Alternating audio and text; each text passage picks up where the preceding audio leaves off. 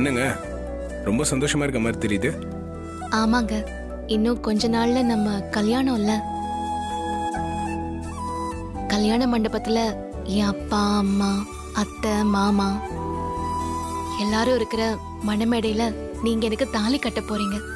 சொந்தக்காரங்க உறவுக்காரங்க தெரிஞ்சவங்க எல்லாரும் அட்சதை போட்டு நம்மள ஆசீர்வாதம் பண்ணுவாங்க.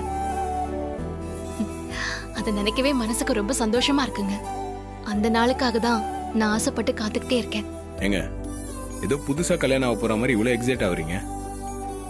நமக்கு தான் கல்யாணம் ஆகி 1 வருஷம் ஆயிடுச்சே. கல்யாணம் ஆனது உண்மைதான். ஆனா நீங்க தான் மாப்பிள்ளன்னு எனக்கு தெரியாது, நான் தான் பொண்ணுன்னு உங்களுக்கு தெரியாது.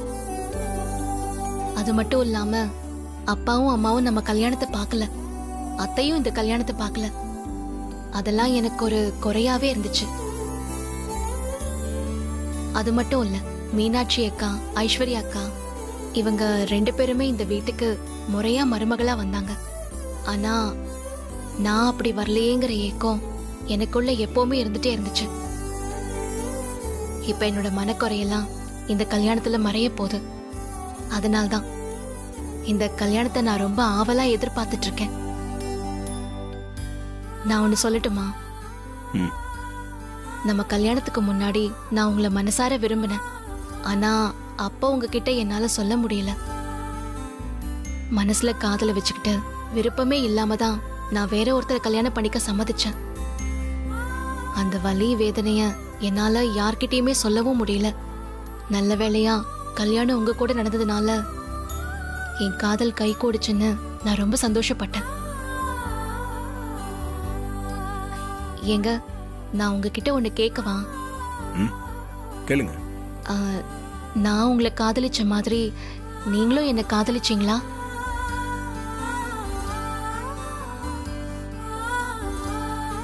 கல்யாணத்துக்கு முன்னாடி கொஞ்ச நாள் நான் உங்க வீட்டுல தங்கியிருந்தேன்ல, அப்போ என்னைக்காச்சும் ஒரு நாள் நான் காதலிச்ச மாதிரி நீங்களும் என்ன காதலிச்சிருக்கீங்களா?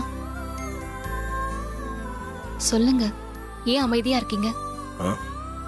இல்ல, நான் யாரையும் லவ் எல்லாம் பண்ணதில்லைங்க. நான் அம்மா சொல்ற பொண்ணை கல்யாணம் பண்ணிக்கணும்ன்றதுல உறுதியா இருந்தேன். மற்றபடி லைஃப்ல லவ் எல்லாம் வந்ததில்லை. நீங்க எனக்கு ஒரு நல்ல ஹஸ்பண்டா தான் இருந்திருக்கீங்க.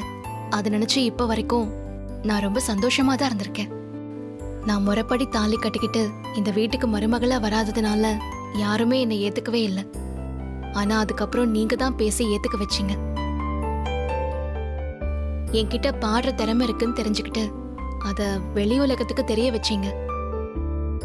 இப்படி என் வாழ்க்கையில எல்லா நல்லதுமே உங்களால மட்டும்தான் நடந்துச்சு. ஆனா இந்த காலகட்டத்துல எப்பயாச்சும் ஒரு தடவை என் மேல உங்களுக்கு காதல் வந்திருக்கா?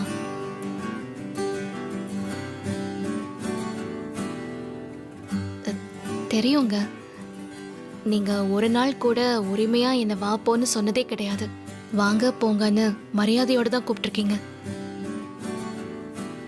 வா போன்னு நீங்க கூப்பிட்டா நான் எவ்வளவு சந்தோஷப்படுவேன் தெரியுமா? ஆனா அந்த சந்தோஷத்தை நீங்க எனக்கு கொடுக்கவே இல்லை. பரவாயில்லைங்க, கல்யாணத்துக்கு இன்னும் கொஞ்ச நாள் இருக்குல்ல.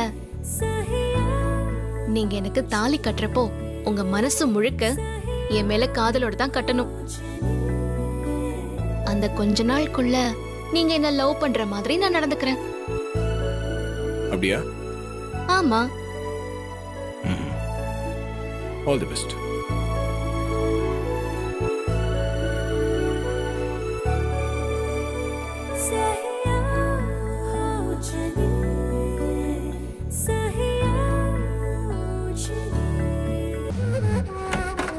உள்ளவா.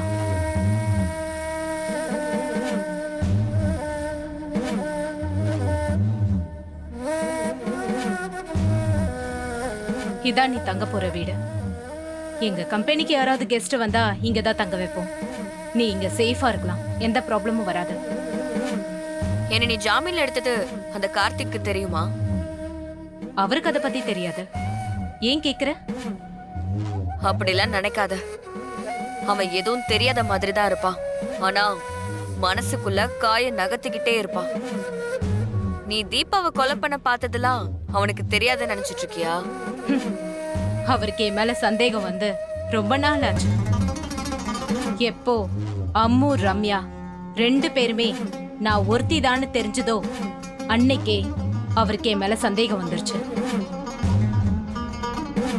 இப்ப கூட அவனுக்கு அந்த போலீஸ் சாமியார் விஷயத்திலயும் அந்த வெங்கையா விஷயத்திலயும் 90% டவுட் வர ஆரம்பிச்சிருச்சு. ஆனா சரியான எவிடன்ஸ் கிடைக்காம தடுமாறிட்டு இருக்காரு. ஏதாவது எவிடன்ஸ் மட்டும் கிடைச்சதுன்னா ஏன் கதை முடிஞ்சது. உன் மேல டவுட்டோட இருக்கானே, உன் கழுத்துல எப்படி தாலி கட்டுவான்னு நினைக்கிற?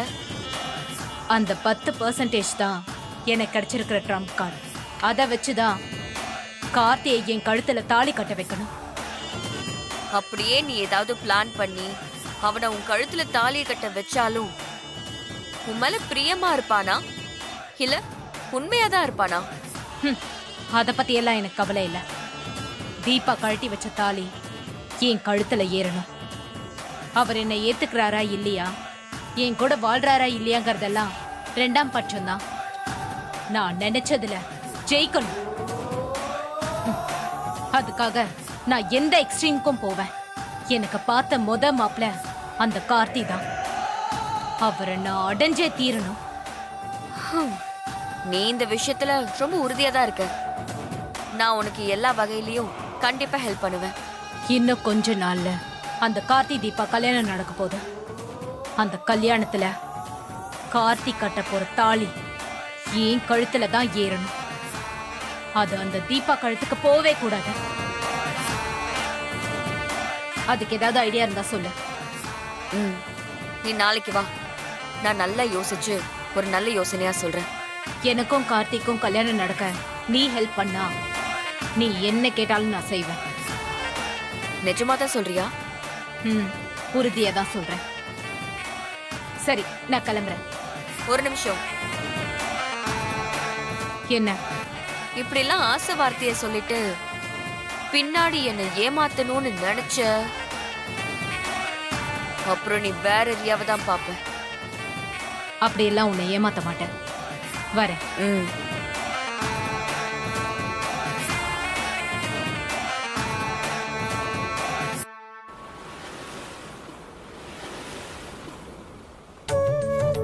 மீனாட்சி, மீனாட்சி. அத்தை, அத்தை சொல்லுங்க அத்தை. நம்ம வீட்ல இருக்கிற எல்லாரையும் ஹாலுக்கு வர சொல்லு. ஏன் அத்தை, ஏதாவது முக்கியமான விஷயமா? சொல்றேம்மா, எல்லாரும் முதல்ல ஹாலுக்கு வரட்டும். சரிங்க அத்தை, நான் போய் கூட்டிட்டு ஆ, வரேன். மீனாட்சி, அப்படியே கெஸ்ட் ஹவுஸ்ல இருக்கிற தீபாவோட அப்பா அம்மாவையும் வர சொல்லு. சரிங்க அத்தை, சொல்லிடுறேன்.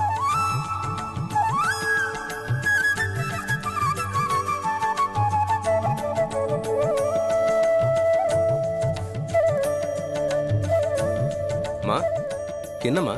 சொல்றேன், வெயிட் பண்ணு.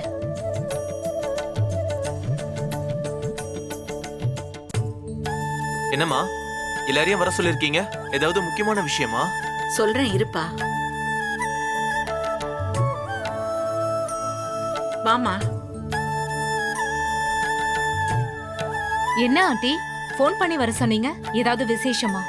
சொல்றேன், கொஞ்சம் வெயிட் பண்ணு. ம்.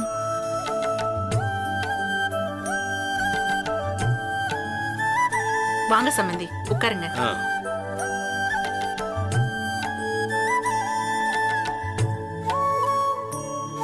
எங்களை வர சொன்னீங்களா? என்ன விஷயம் சம்பந்தியம்மா?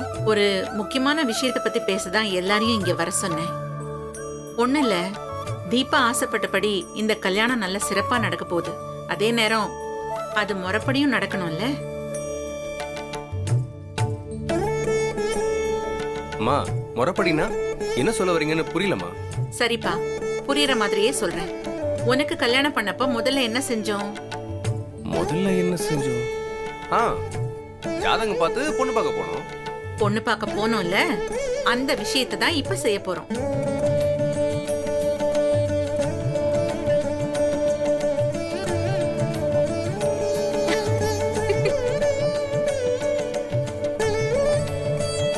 என்னத்த சொல்றீங்க? பொண்ணு பார்க்க போறோமா? மீனாட்சி, உன்னை முறைப்படி பொண்ணு பார்த்து கல்யாணம் பண்ணி தானே இந்த வீட்டுக்கு மருமகளா கூட்டிட்டு வந்தோம். ஆமா. ஐஸ்வர்யாவையும் அப்படித்தானே முறைப்படி பொண்ணு பார்த்து கல்யாணம் பண்ணி மருமகளா கூட்டிட்டு வந்தோம். ஆமா. அப்போ தீபாவையும் கல்யாணத்துக்கு முன்னாடி முறைப்படி பொண்ணு பார்க்க வேண்டாமா? அதை தான் இப்ப செய்ய போறோம்.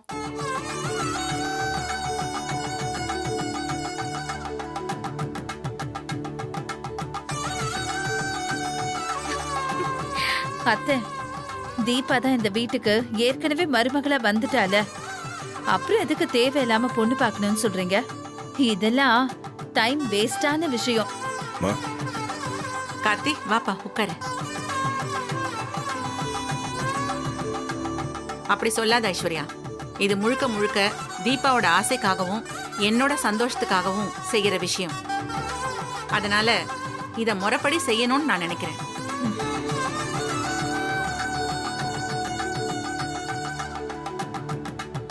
ரம்யா, ஆண்டி. மைதிலி, நீங்க 2 பேரும் தீபாவை கூட்டிட்டு போய் கல்யாண பொண்ணு மாதிரி அலங்காரம் பண்ணி அவ கையில காஃபியை கொடுத்து கூட்டிட்டு வரணும்.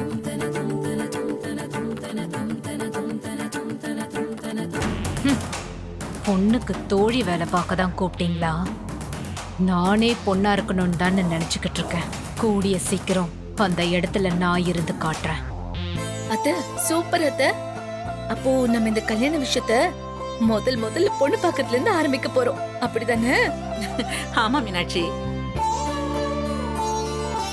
அப்ப நானும் போய் தீபாவை அலங்காரம் பண்ணி கூட்டிட்டு வரட்டுமா? இல்ல நாம எல்லாரும் மாப்பிள்ளை வீட்டு சைடு. ஜானகி அம்மா, மைதிலி, ரம்யா இவங்க தான் கூட்டிட்டு போகணும். நாம பொண்ணு பாப்போம். கார்த்தி பார்த்துட்டு பிடிச்சிருக்குன்னு சொல்லணும்.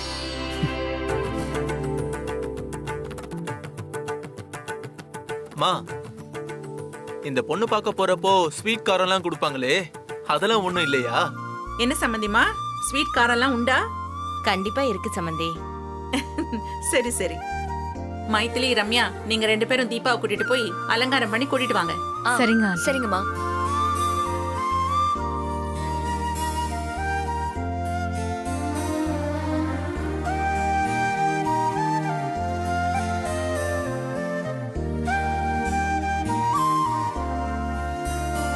கார்த்தி, மா நீ எங்கேயுமே போயிடாதப்பா. நீ தான் பொண்ணை பார்த்து பிடிச்சிருக்கான்னு சொல்லணும். மா இதெல்லாம் ஓவராலம்மா. கண்டிப்பா இதெல்லாம் பண்ணியே ஆகணுமா? இது உன் அம்மாவோட ஆசை. நீ அதை நிறைவேற்ற மாட்டியா? ம் சரிம்மா. ஏங்க, நாம கல்யாணமே வேண்டான்னு சொல்லிட்டு இருக்கோம். ஆனா சம்மந்தி அம்மா என்னடனா பொண்ணு பாக்குற விஷயத்துல இருந்து எல்லாத்தையுமே செய்யணும்னு பாக்குறாங்க. அவங்க தான் சொல்லிட்டாங்கல்ல, அவங்களுடைய ஆசைக்காகத்தான் இதெல்லாம் செய்யறோம்னு. அதனால நாம என்ன இதுல செய்ய முடியும்? அவங்க இஷ்டத்துக்கே விட்டுருவோம். என்ன சம்பந்தி, 2 பேரும் ஏதோ ரகசியம் பேசிட்டு இருக்கீங்க? அதெல்லாம் ஒண்ணு இல்ல சம்பந்தி. எதுவா இருந்தாலும் இது என்னோட ஆசை. நான் கண்டிப்பா நிறைவேற்றுவேன். நீங்க சந்தோஷமா இருங்க. சரிங்க சம்பந்தி.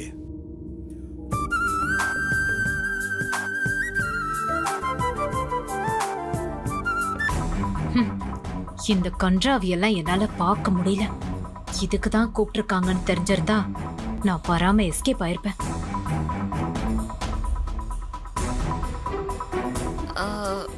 ஏதோ கருகிற வாசனை வருதுல? இல்லையா அண்ணி, எனக்கு எதுவும் வரலையே. இல்ல, யாருக்கோ வயிறு எறிகிற மாதிரி தெரியுது, அதான் கேட்டேன். அண்ணி, பூ வைக்கிறதுக்கு ஹேர் பின் இல்ல. நீங்க மீனாட்சி அக்கா கிட்ட போய் வாங்கிட்டு வரீங்களா? சரி.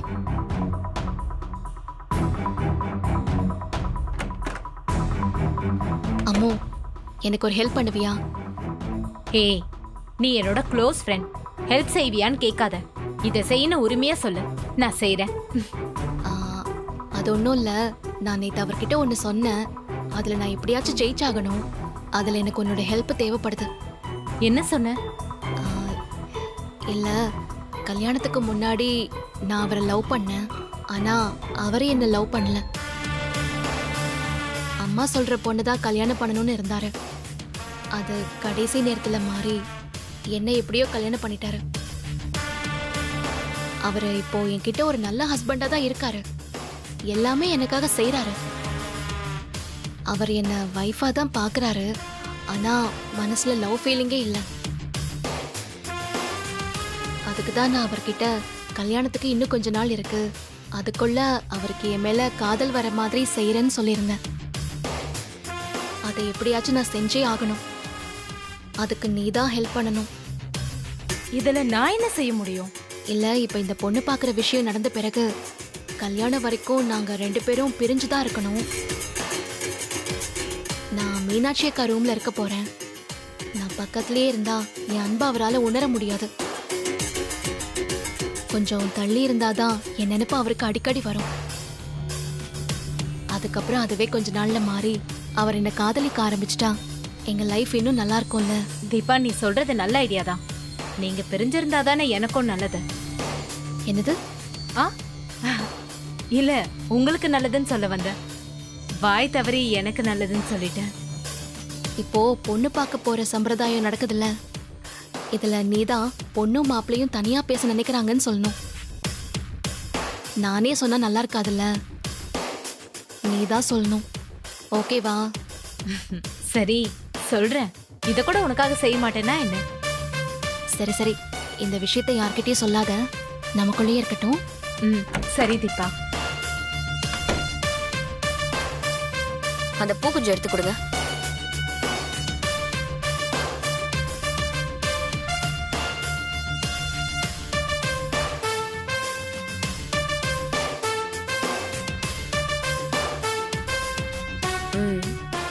சரி வா.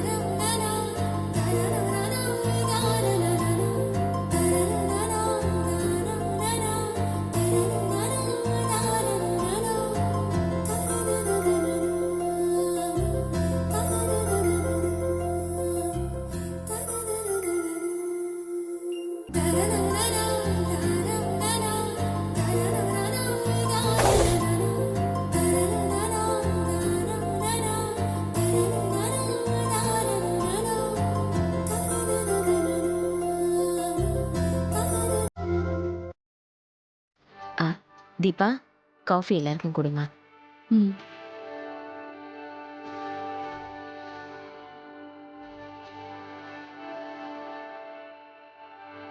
அக்கா, காஃபி எடுத்துக்கோங்க. ஆமா, இப்ப காஃபி ஒண்ணுதான் குறைச்சல். வேணான்னு சொன்னா என் புருஷன் வேற முறைச்சு பார்ப்பான். எடுத்துப்போ. எடுத்துக்கோங்க. தேங்க்யூ. தேங்க்யூ தீபா.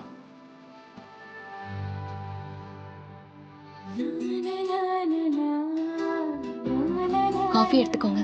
நான் இந்த கப் எடுத்துக்கிறேன். எங்க பிடிச்சிருக்கா? ஆ, குடிச்சு பார்த்துட்டு சொல்றேங்க.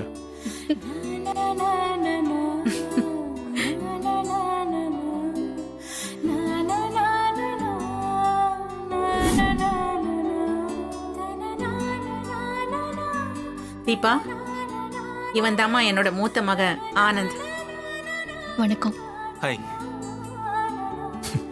இது அவனோட மனைவி மீனாட்சி. வணக்கம் தீபா.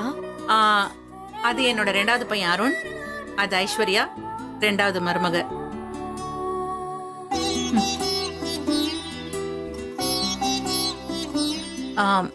இவன் தான் உன்னை கட்டிக்க போற மாப்பிள்ள, என்னோட கடைசி பையன். பேரு கார்த்தி. ஹாய்.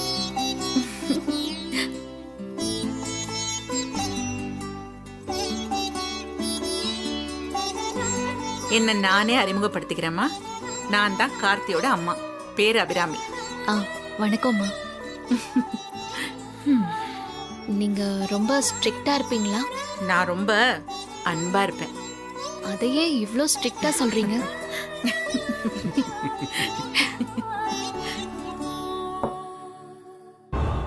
என்ன எல்லாம் ரொம்ப ஓவரா இருக்கே. இவங்க பண்ற அட்டூழியெல்லாம் தாங்க முடியல. என்ன மீனாட்சி, பொண்ணு பிடிச்சிருக்கா? எனக்கு ரொம்ப பிடிச்சிருக்க அத்தை. இவன் நம்ம குடும்பத்துக்கு ஏத்த மருமகளா இருப்பான்னு தோணுது. ஐஸ்வர்யா, உனக்கு பிடிச்சிருக்கா? இப்ப எனக்கு பிடிக்கலனா பொண்ணு வேணான்னு சொல்லிடவா போறீங்க? நீங்க கேக்குறதெல்லாம் ரொம்ப அநியாயம் அத்தை. ம். ஆ, பொண்ணு எனக்கு பிடிச்சிருக்கு அத்தை. ம் அம்மோ மாப்பிள்ளை கிட்ட நான் தனியா பேசணும்னு சொன்னேன்ல, அத சபையில சொல்லு. சரி சரி சொல்றேன். பொண்ணு என்னம்மா சொல்றா? மாப்பிள்ளை கிட்ட பொண்ணு ஏதோ தனியா பேசணும்னு சொல்றா. அதுக்கு நீங்க பெர்மிஷன் கொடுக்கணும்.